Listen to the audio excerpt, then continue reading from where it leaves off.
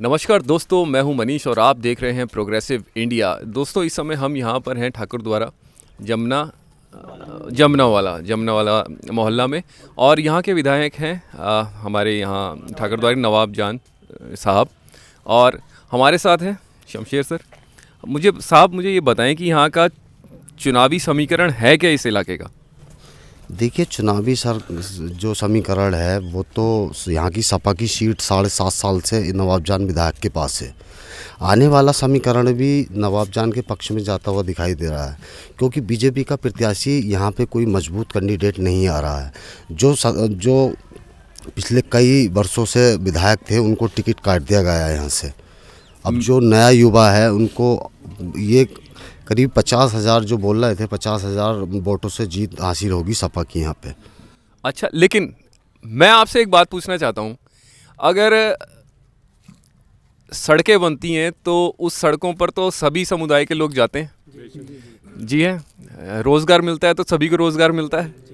तो ये ऐसा क्यों हो जाता है कि जैसे जैसे चुनाव नज़दीक आता है वैसे वैसे मुद्दा तो विकास का होता है लेकिन बाद में कहीं और मुड़ जाता है? आप कुछ बताएंगे? कोई रोशनी डालना चाहेगा?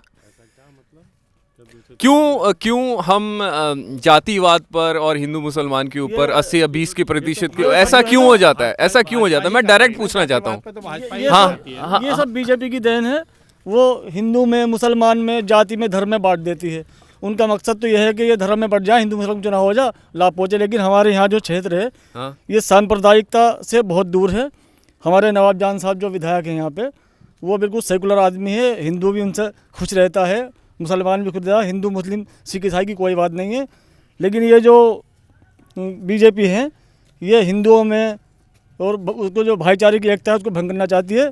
किसी को मतलब ये कि हिंदू बना दिया, किसी को मुसलमान बना दिया, और किसी को लाल रंग में बांट दिया, किसी को हिंदू धर्म में बांट दिया लाल रंग। तो इसके लिए मैं एक शेर कहना चाहता हूँ। इरशाद मतलब एक सांप्रदायिकता के ऊपर है, एकता के ऊपर, कि अच्छी थी वो प्रेम की गंगा बहने दो। कौन सी गंगा? जब अखिलेश जी की सत्ता थी। अच्छी थी वो प्रेम की गंगा बहने दो, क्यों करते हो देश में दंगा रहने दो। लाल हरे रंगों में हमको मत बांटो, घर की छत पे एक तिरंगा रहने दो। तालियां तालियां तालियां तालियां, माहौल बना दिया।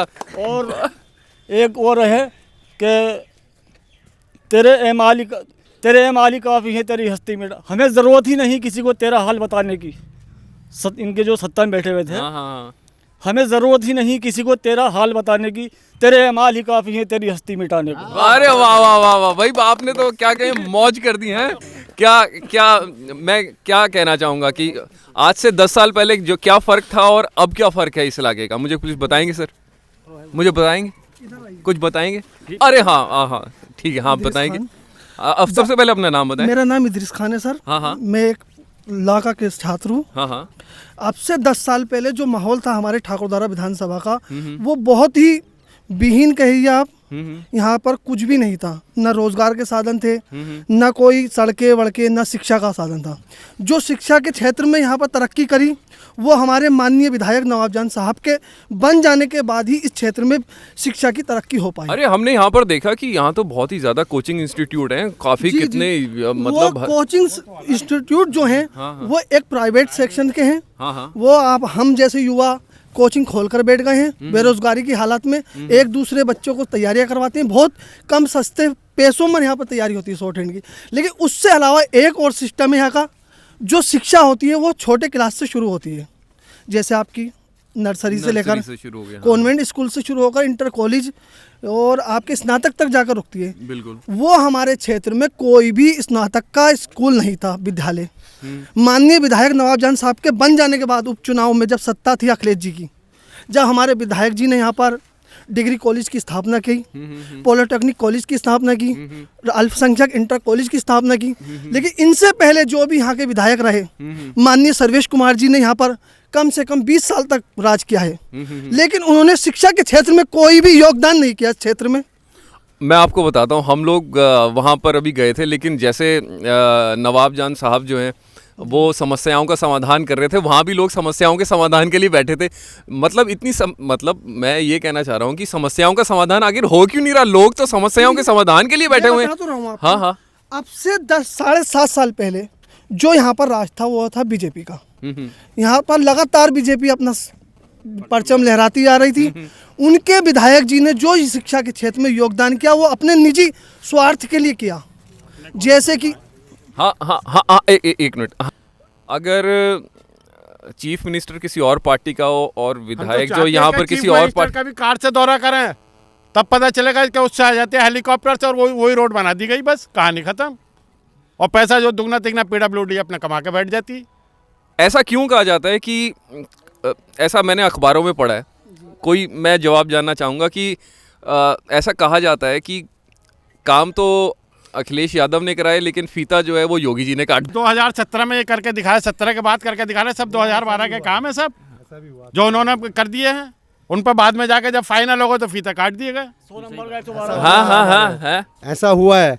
देखिए हमारा एक मार्ग राम वाले चौराहे से जो दलपतपुर पड़ता है, माननीय विधायक जी मौजूद थे, विधायक जी के मौजूदगी में वो रोड बनी और माननीय सांसद जी जो पूर्व सांसद जी थे उन्होंने अपना पत्थर लगवाया और वहाँ पे उन्होंने अपना परचम लगाया कि मैंने रोड बनवाई। पर योगी जी कहते हैं कि सिर्फ वो तो पत्थर लगवाते थे और काम तो शुरू होता ही नहीं था, वो 10 साल तक अटका रहता था। तो इसमें मैं जानना चाहूँगा कुछ कोई और रोशनी डालो यार, मैं सवाल पूछ थक गया।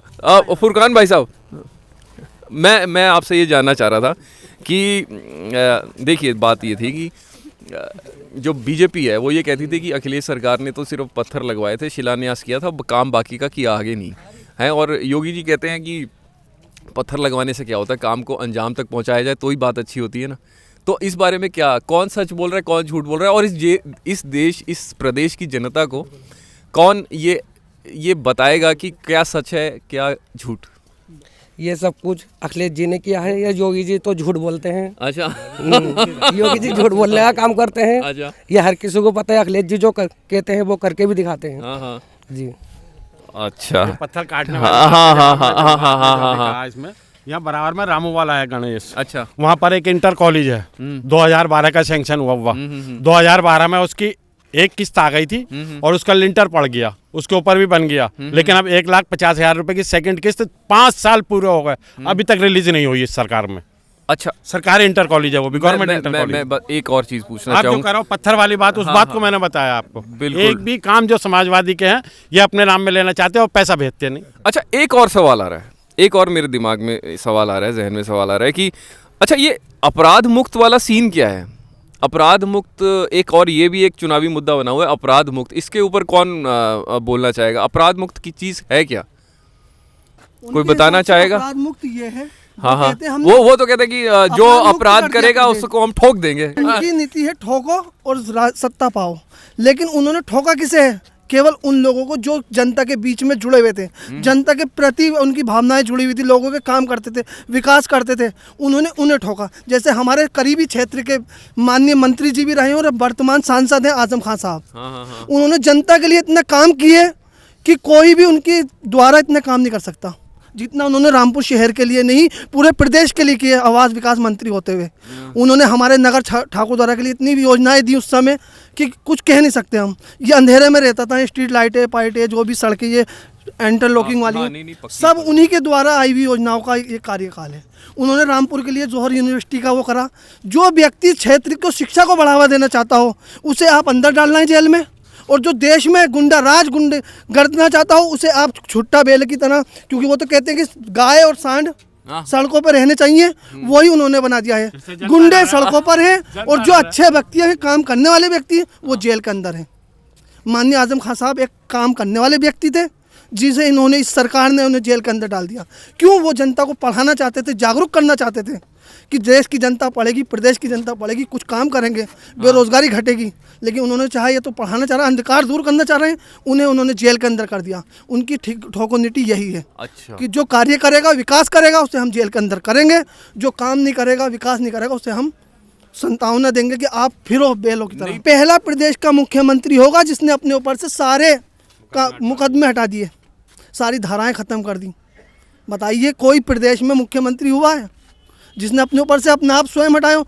हाँ, अगर कोर्ट से बरी होते तो ये जनता मानती कि वो प्रदेश से उन्होंने कुछ ऐसा कार्य नहीं करा था, मुक्त हो गए, क्योंकि उन्हें अदालत ने बरी कर दिया। लेकिन वो अदालत ने नहीं बरी किया, उन्होंने तो खुद अपने आप को बरी करा है। भाई ये और अब कैसे ये जनता- एडवोकेट है, तहरीर बहुत अच्छी देते हैं भाई। कैसे जनता उन्हें फ्री कर देगी, गोरखपुर चले जाएंगे, वो मठ में रहेंगे, जनता उनसे मुक्त होना चाहती है, बाकी कुछ नहीं, जनता को चाहिए भाई विकास। तो धन्यवाद हो गया जी, धन्यवाद। बात तो है ओके हो गया, तो ठीक है। तो हम अगर कोई हमसे कुछ छूट गया हो, आप कुछ पूछना चाहते हो, कुछ बता सकते हैं, तो हम क्या मानकर चलें कि यहाँ बस मैं यही चाहता हूँ, हाँ अंतिम नोट आज आपने हाँ चैनल के माध्यम से मेरी विधानसभा 26 ठाकुरद्वारा में जितना शिक्षा का स्तर बढ़ा हुआ है वो काफी दुगना बढ़ जाता अगर हमारे विधायक नवाब जान साहब सत्ता में होते। ये सत्ता न होने का ही कारण है जो आज हमारा क्षेत्र पिछड़ा हुआ है। यहाँ से कोचिंग सेंटर दूर भाग रहे हैं, ऊपर से सपोर्ट नहीं, आप कह रहे हो। जी, विधायक निधि से क्या कर लेगा व्यक्ति? ऑक्सीजन प्लांट लगवाएगा या सड़कें बनवाएगा गांव देहात की? एक विधायक निधि में कितना कर सकता है? वो अभी कोरोना काल में 2 साल आई नहीं, 2 साल ऐसी निधि चले आई गए। नहीं, 3 साल में क्या कर सकता है? लेकिन उन्होंने फिर भी बहुत कुछ किया है इस क्षेत्र के लिए, जितना माननीय विधायक नवाब जान साहब ने किया है। मैं मानता हूं, मेरा अपना नज़रिया है कि किसी व्यक्ति ने इतना कार्य नहीं किया, क्योंकि यहाँ पर 4 बार माननीय विधायक सर्वेश कुमार रहे, जिन्होंने अपना ही घर भरा है, अच्छा जनता के लिए कुछ नहीं किया है। ये शॉर्ट एंड नगरी है ठाकुरद्वारा, हिंदुस्तान के हर कोने में यहाँ का बच्चा स्टेनो वगैरह पद पर बैठा हुआ है, सचिवालय, विधानसभा, जहाँ जाएंगे आपको ठाकुरद्वारा क्षेत्र का बच्चा मिल जाएगा। इलाहाबाद के बाद जी, इलाहाबाद के बाद ठाकुरद्वारा ही आता है। बिल्कुल ठीक बात। मंदिर मस्जिद में बांट दिया। हाँ बीजेपी ने इस शहर के माध्यम से एक संदेश है हाँ। कि क्या बनाने आए थे हम, क्या बना बैठे, कहीं मंदिर कहीं मस्जिद बना बैठे, और हमसे तो अच्छे हैं वो परिंदे, कभी मस्जिद पे जा बैठे, कभी मंदिर पे जा बैठे। वाह वाह वाह वाह दोस्तों, इसी के साथ हम इस चौपाल को ख़त्म करते हैं और अपने चुनावी सफ़र को आगे बढ़ाते हैं, और आप देखते रहिए प्रोग्रेसिव इंडिया।